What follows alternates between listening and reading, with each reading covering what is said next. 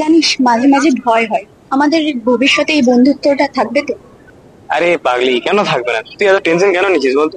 সবাই তো বলে বয়স বাড়লে, ব্যস্ততা বাড়লে বন্ধুত্ব নাকি দূরে সরে যায়। আরে দ্রুত তো আসবে বল, কিন্তু সম্পর্ক ভাঙে না যদি দুজনেই চেষ্টা করি। মানে? আরে সময় না থাকলে ধর একটু খোঁজ, একটু তোর মেসেজ, একটু তুই ভালো আছিস তো, এই জিনিসগুলোই তো বল বন্ধুত্বকে বাঁচিয়ে রাখে।